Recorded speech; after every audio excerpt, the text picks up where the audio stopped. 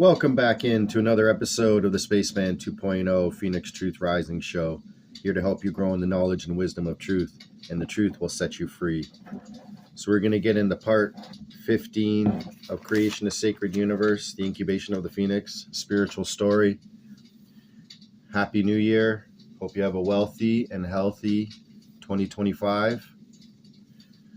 The years go by, but it's truly the same cycles within cycles.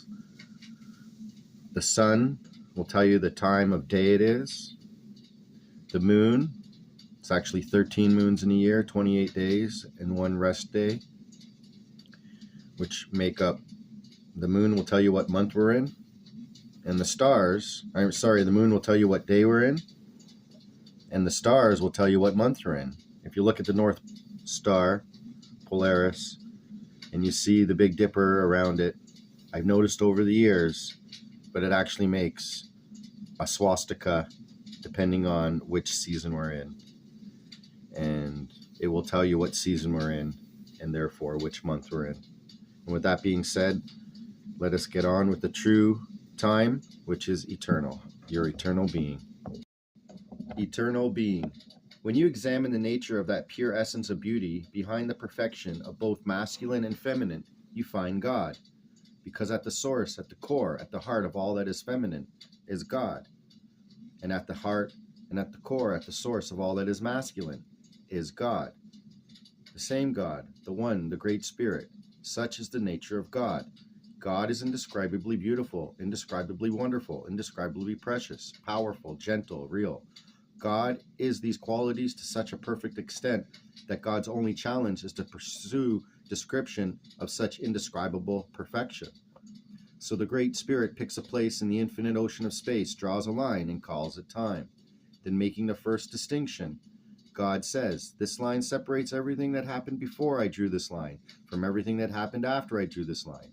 And God then takes all the qualities and potentialities of eternal being and places their centers on either one side of the line or the other. These qualities continue to pulsate on one side of the great distinction. Their radiations permeate all that is. Nowhere is without them, but the centers from which they radiate are assigned places on either side of the great line.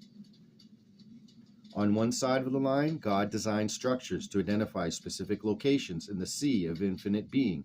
Atoms, each an intention, a consciously created system for cultivating and regulating its particular field of space. On this side of the line, that God calls time, bleeds through all that is feminine, material, actualized structure. Here lies all that is created, everything that exists, the stars and the planets. This is the tonal, the body of the great mother universe, home of every star and every world. The other side of the line is the Nagwell. Here remains all that will be created. Here are the patterns of new creation and the energy that will draw the new creation out of the infinite reservoir of eternal potential from the designing intelligence of the one who is ever becoming revealed. Yet the line that God has drawn to define the sea of space is not a rigid, linear boundary. It is a living reality spiraling like a thread in and out of the created realms. Around and around the circumference of every nameable thing it coils and spins, weaving a fine luminous cloth, the filmiest of screens, an invisible membrane. At each point where it touches the dimensional universe, incredible creation occurs. Stars are created, galaxies congeal, white holes appear, black holes, quasars, arching bows of stars. In a multitude of awesome ways, energy pulses through from the masculine side of the Great Spirit divide into the body of the Mother Universe. In this way, the purpose and passion of the Creator are served. The entire universe becomes a joyous journey through love and adventure, a challenge to describe the infinite wealth of invisible beauty, to give it texture, tone, and light, to make it visible.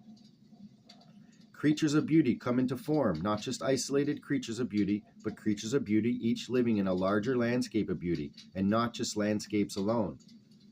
Landscapes resting within picture planets formed in spiraling systems of stars that are themselves set like living diamonds in a galaxy floating among 100 billion more, giving each creature a background, each picture a frame, and all living art a context that accentuates what is most beautiful.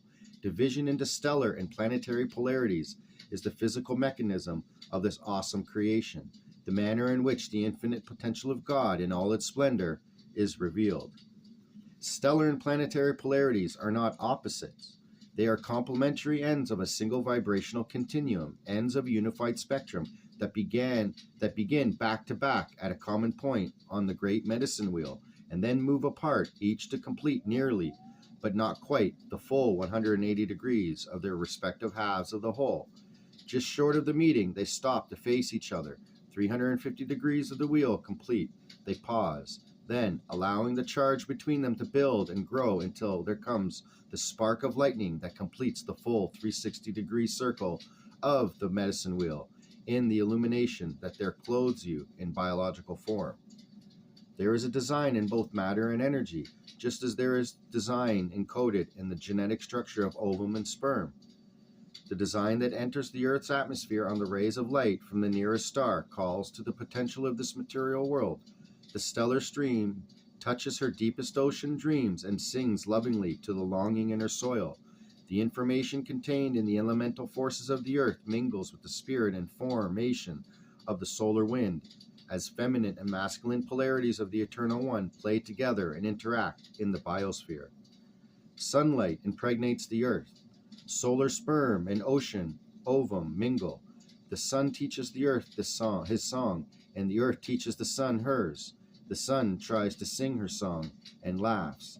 The dance of projection and manifestation is joyously underway. The earth tries to sing a sun song and creates blue sky, white clouds, and a world of scurrying creatures below to bestow as gifting upon the new creation. Our spirit information blends with the material information of soil, water, wind, and sky.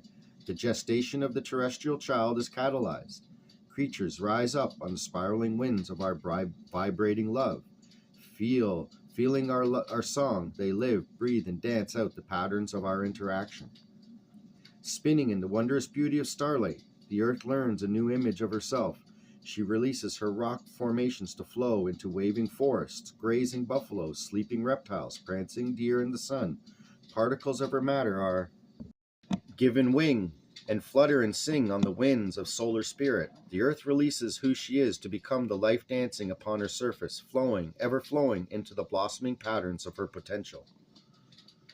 The bird tribes descend. From the realms of higher vibration, where forms are subtle and have no material density, the angels of the winged ones who move about the universe, the bird tribes, descend. We seek to discover how we might most effectively and creatively clothe ourselves, and thereby the Creator's intentions in the matter of your world. We are ever vigilant, rising beneath the density of her structure, growing as the seasons pass and our love deepens, into forests waving in the wind, teeming children, animations of starfire, clothed in the beautiful, feminine, crystalline latticework of the material plane. Communication between masculine and feminine aspect of the Great Spirit has been going on in this universe for billions of years. The creation that has appeared as a result of this dialogue has appeared on each vibrational frequency of manifestation in turn, with degrees of specificity and precision on each frequency directly related to the quality and clarity of the exchange among the embodied representative of male God and female God, who there come into being. Once they come into form, embodied representatives of God become the primary means of all future creation on the frequencies where they appear. They are the specified, intelligent, and co-creative paintbrushes of the universal artist, living, participating art. It was long ago prophesied, even before the foundations of this material world upon which you now stand, that a day would come when the loving interaction of a planet and star would bring into being autonomous, self-replicating, intelligent creatures, biological creatures, male and female, clothing the very image and likeness of the Creator Source. These would become not only our participants in this continuing process of divine unfoldment, but also henceforth the leading, cutting edge, and all other further physical plane creation. Understanding. They would understand and embody the balance. They would comprehend the nuclear energy of stars as well as the geological formations of crystals in the heart of the mountains. They would understand organic chemistry, nuclear biology, astronomy, and all the sciences. They would be incarnate in bodies, physical forms that were beautiful to behold, graceful to see, living works of art in themselves, designed as biological control rooms, mind, brain, planning centers, for exploring and developing ways and means that the potential of this universe could continue to unfold. They would become the instruments through which all future biological creation would occur.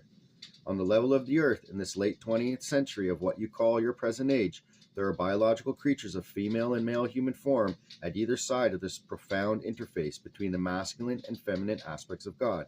The same division between eternal unity that has the power to bring stars into existence 10,000 times the size of your sun, that same creative charge exists between the human female and the human male.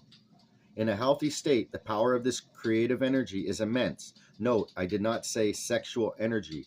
Consciously channeled, it can be used to create beauty of unprecedented order, of a nature surpassing all that came before, making visible the invisible beauty of God. Never before on the material plane has dialogue between divine masculine and divine feminine had the potential to be as clear, as concise, and as conscious as it can be between the men and women of your human family. When male and female meet on the medicine wheel, they each carry a distinct creative charge. Though their roots weave together and spring from the same source, in the same great spirit, they incarnate on earth to face one another with distinct energy charges profoundly attracted with immense capacity to create through the universal power of the love that can flow between them. Note again, I did not say sexual activity, for that is of the human state and now utilized for all the wrong reasons.